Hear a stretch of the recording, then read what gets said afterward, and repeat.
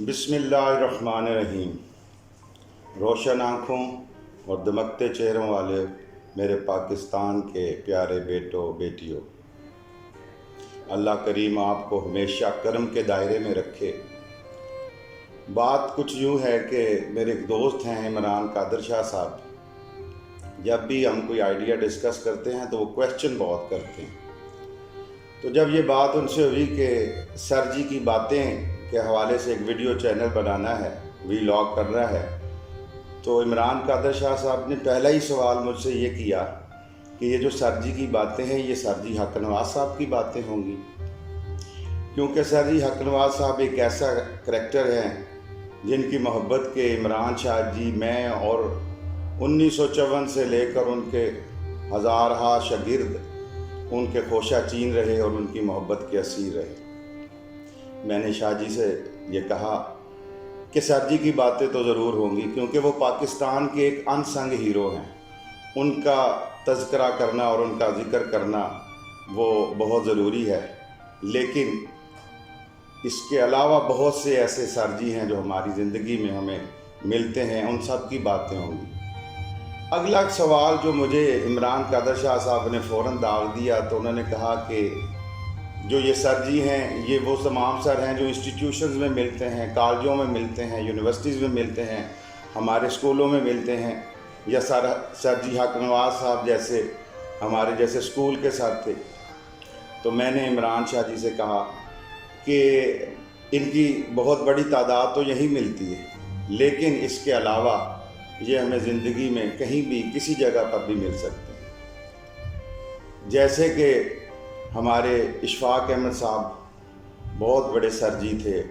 हम तमाम पाकिस्तान के लोग जो गुफ्तगू उनका प्रोग्राम देखते रहे, जो उन्होंने उनके ड्रामे देखे, जिन्होंने उनकी ड्रामे पढ़े, किताबें पढ़ी, उन्होंने इस तरह इल्म के मोती बिखेरे, इस तरह दानिश की बातें हमसे की कि पाकिस्तान के बहुत से नौजवानों के, बहुत से लोगों की उन्होंने ज़िंदगियां बदल दी।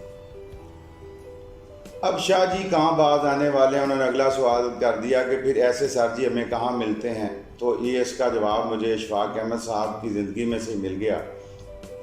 इशफाक अहमद साहब कहते हैं कि एक दफ़ा मैं एक मखमसे में फंस गया कि मुसलमान और मोमन में क्या फ़र्क है।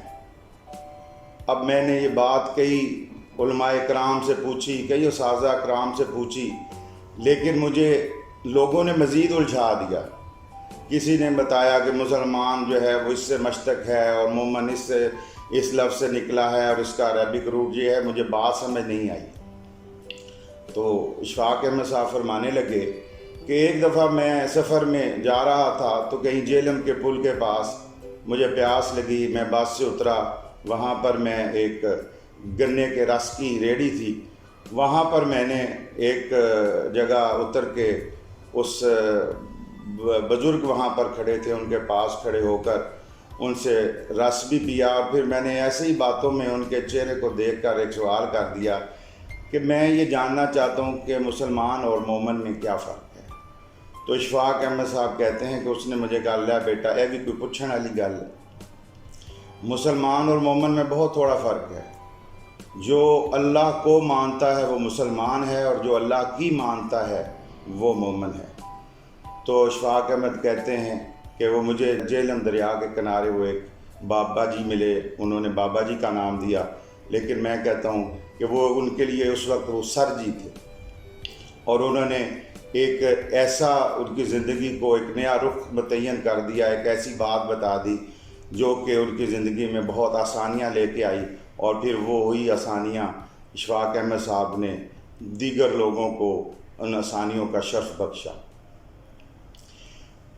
ये जो सर जी होते हैं ये ज़रूरी नहीं है कि ये हमें इंस्टीट्यूशंस में ही मिलें, हमें अदारों में ही मिलें। ये सर जी हमारी ज़िंदगी में हमें हर वक्त नज़र आते हैं, बस हमारे परखने वाली आँख नहीं होती। सर जी एक किरदार का नाम है, एक ऐसा किरदार जो कि हमें अपनी ज़िंदगी के निचोड़ से, अपनी दानिश से हमारी ज़िंदगी में कोई आसानी पैदा कर देता है, हमारी ज़िंदगी का रुख मुतय्यन कर देता है, हमें मोटिवेट कर देता है। मुझे جو سب سے چھوٹے سر جی اپنی زندگی میں ملے ہوئے یاد آ رہے ہیں، وہ میں تو ان کو سر جی کہوں گا، وہ 5.5 سال کا ایک بچہ تھا، ذوالقرنین، میرے ہی اسکول میں وہ پڑھتا تھا۔ جب بالا کوٹ میں زلزلہ آیا تو اللہ تعالیٰ نے ہم پر بڑا کرم کیا کہ ہمیں یہ سعادت بخشی کہ ہم بالا کوٹ میں اس زلزلے میں بہت خدمت کرنے کے لیے لوگوں کی وہاں پر گئے۔ ہمارے دوستوں کا گروپ تھا، ہمارے یہاں پر جو لوگ تھے انہوں نے ہمیں بہت میڈیسنز دیں، اس کے علاوہ کھانے پینے کی اشیاء، لوگوں کے اخراجات کے لیے، بیماریوں کے لیے پیسے، کپڑے، قربانی کے جانور۔ اور ہم آتے تھے اور بالا کوٹ جاتے تھے، اس زلزلے میں وہ جو ہم نے تباہ کن وہاں پر جو اثرات دیکھے، ہم نے اپنی کوشش، مقدور بھر کوشش کی کہ ہم لوگوں کے درد کو کم کر سکیں۔ تو 12 اکتوبر کو زلزلے کو بھی 2-3 دن گزرے تھے، جب میں بالا کوٹ جانے لگا تو میرے ساتھ 4-5 کاریں دوستوں کی کھڑی تھی، جن میں کھانے پینے کا سامان، جوسز اور میڈیسنز اور اس قسم کی چیزیں موجود تھیں۔ وہاں پر جیسے ہی ہماری کار وہاں سے نکلنے لگی میرے اسکول کے گیٹ سے، تو میں نے سر جی ذوالقرنین کو دیکھا، وہ دروازے پہ کھڑے مجھے دیکھ رہے تھے۔ مجھے ایسے محسوس ہوا کہ یہ بچہ مجھ سے کوئی بات کرنا چاہ رہا ہے، مجھے کچھ کہنا چاہ رہا ہے۔ تو میں نے گاڑی کو روک کر ذوالقرنین سے پوچھا، بیٹا کیا بات ہے؟ تو اس بچے نے مجھے جھینک کر کہا کہ سر آپ بالا کوٹ جا رہے ہیں، وہاں پر زلزلے میں جا کے لوگوں کی خدمت کریں گے؟ میں نے کہا جی بیٹا، جو ہمیں یہاں پر ہمارے دوستوں نے ہماری جو ڈیوٹی لگائی ہے، ہمیں جو ساز و سامان دیا ہے، ہم کوشش کریں گے کہ وہاں پہ جا کے زخمیوں کی مدد کریں اور ان کو یہ سارا ساز و سامان ان کے گھر کی دہلیز تک پہنچائیں۔ تو اس بچے کی مٹھی بند تھی، اس نے اس مٹھی میں سے ہاتھ کھولا اور پھر مجھے کہا کہ سر یہ چوئنگم وہاں پر میرے کسی بھائی کو دے دیجیے۔ تو وہ جب سر ذوالقرنین کی میں نے یہ بات سنی تو مجھے اپنے سر جی حق نواز کا وہ ایک سبق یاد آ گیا، جنہوں نے کہا تھا کہ راحیل چھوٹی نیکی سے کام شروع کرو، چھوٹے کام سے کام شروع کرو۔ اس پاکستان کو اگر پاکستان بنانا ہے تو یہ تمہارے چھوٹے چھوٹے کام، یہ تمہاری چھوٹی چھوٹی نیکیاں آگے جا کر اللہ تعالیٰ ان میں برکت ڈال دے گا اور وہ بہت بڑا نتیجہ لے کر آئیں گے۔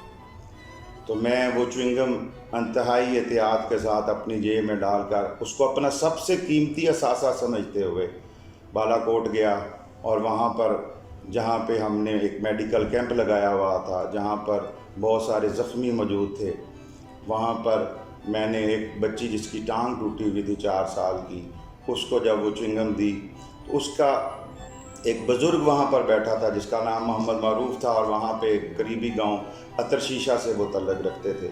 تو جب میں نے وہ چوئنگم دی تو اس نے کہا کہ یہ چوئنگم بھی آپ لے کے آئے ہیں سرگودا سے؟ تو میں نے انہیں بتایا کہ یہ میرا سب سے قیمتی اثاثہ ہے، اور وہاں پہ ایک 5 سال کے بیٹے نے کہا تھا کہ یہ وہاں پر جا کر کسی میرے بہن کو، کسی بھائی کو دے دینا۔ تو یہ جو اس نے مجھے سبق بتایا سر جی ذوالقرنین نے، اس سبق نے مجھے اپنے سر جی حق نواز کی وہ بات یاد کروا دی کہ رحیل تو نے زندگی میں چھوٹے چھوٹے کاموں سے اپنی نیکیوں کا، اپنی پاکستان کی خدمت کا آغاز کرنا ہے۔ جب یہ چوئنگم میں نے اس بچی کو دی تو وہ جو معروف صاحب تھے جو اتر شیشہ میں درزی کا کام کرتے تھے، ان کی آنکھوں سے آنسو بہہ نکلے، اور انہوں نے کہا کہ جب تک پاکستان کے بچے اس طرح کا احسار کرتے رہیں گے، انشاءاللہ پاکستان کو قیامت تک کچھ نہیں ہوگا۔ اللہ تعالیٰ ہم کو چھوٹی چھوٹی نیکیاں کرنے کی توفیق دے۔